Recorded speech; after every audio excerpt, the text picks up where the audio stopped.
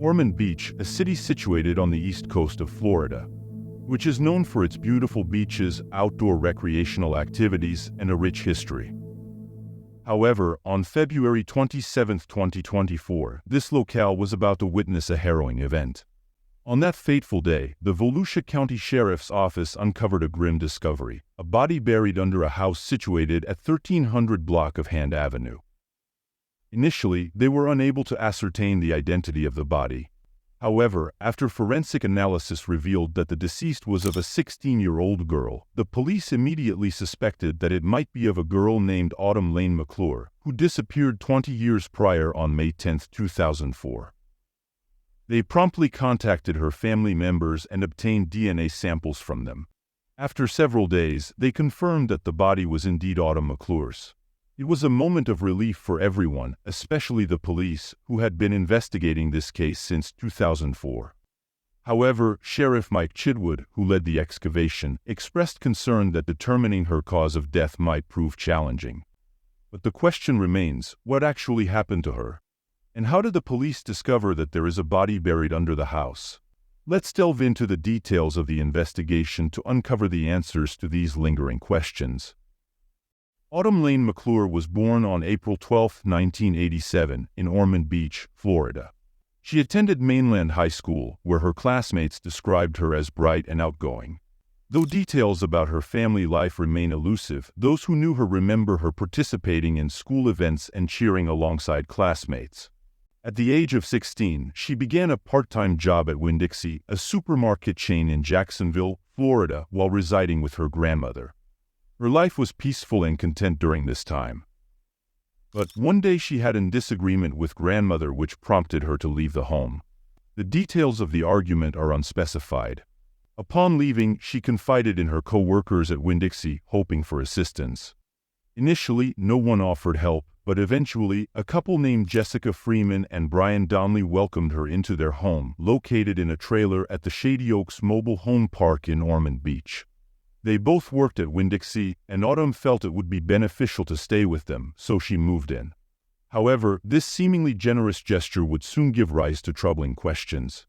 Despite her grandmother's regular contact, with daily phone calls inquiring about her well-being, on May 9, an unexpected event occurred.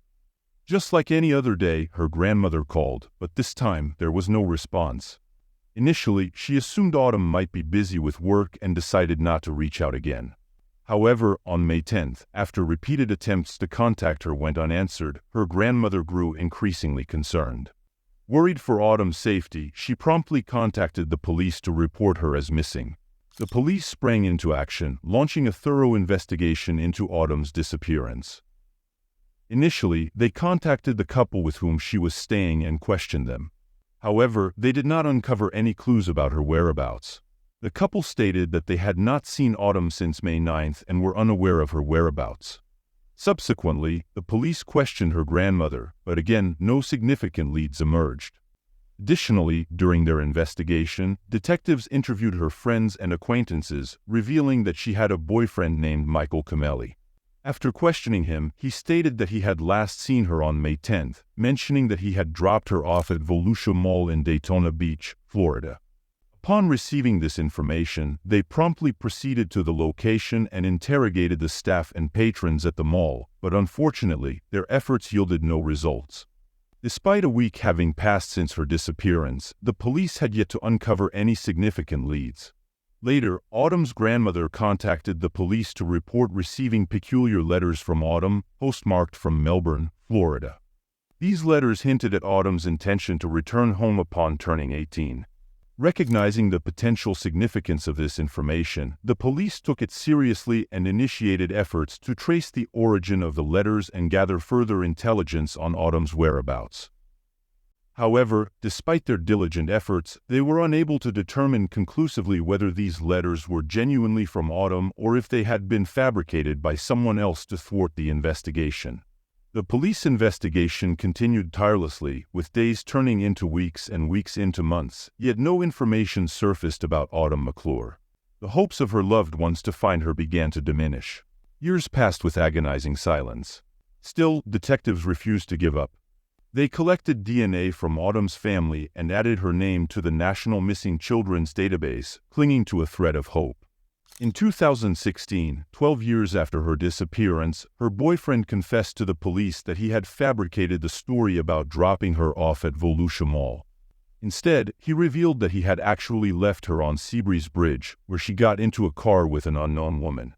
However, the motive behind his initial lie remains unknown. It is speculated that he may have lied for various reasons, perhaps to distance himself from any suspicion or involvement in her disappearance. After receiving this information, the investigation resumed, with authorities conducting interviews and reviewing CCTV footage near the bridge. Unfortunately, they found no trace of the woman mentioned by Autumn's boyfriend. This case remained shrouded in secrecy, making it exceedingly difficult to obtain information. Even the police were unable to gather any substantial leads. In 2018, detectives reached out to Freeman, who was residing in Nevada at the time. However, she claimed to have no knowledge of what happened to McClure. Then, after 18 years of her disappearance, a man named Chris Miller came forward with crucial information.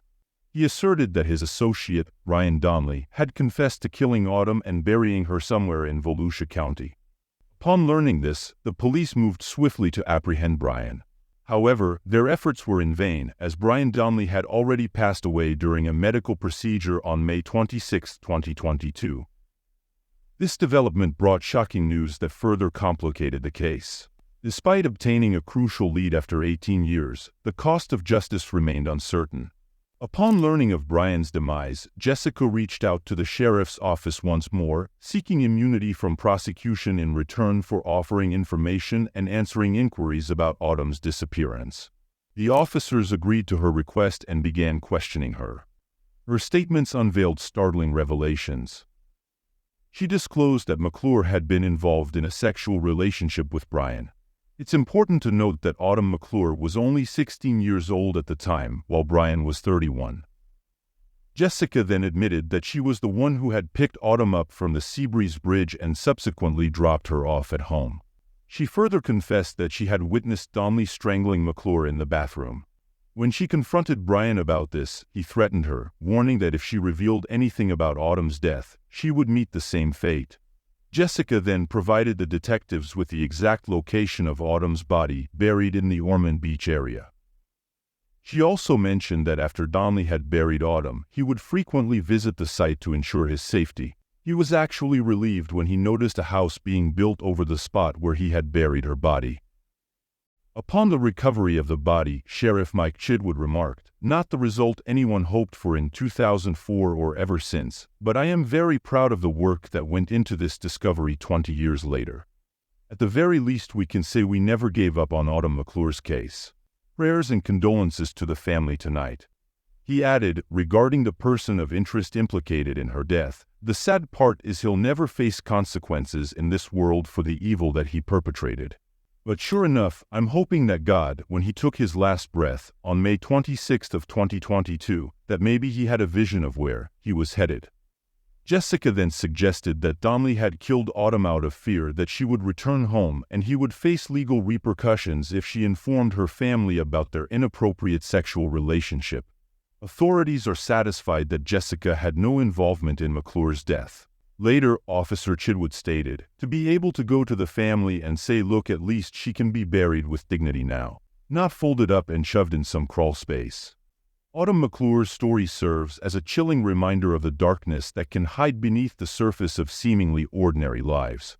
While some truths have been unearthed, many questions remain unanswered.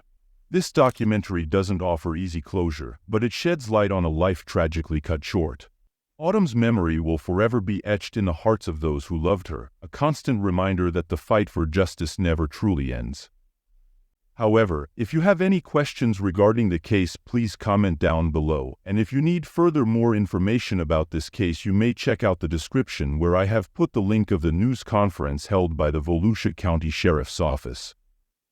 And if you like the video, please subscribe to our channel for more such videos.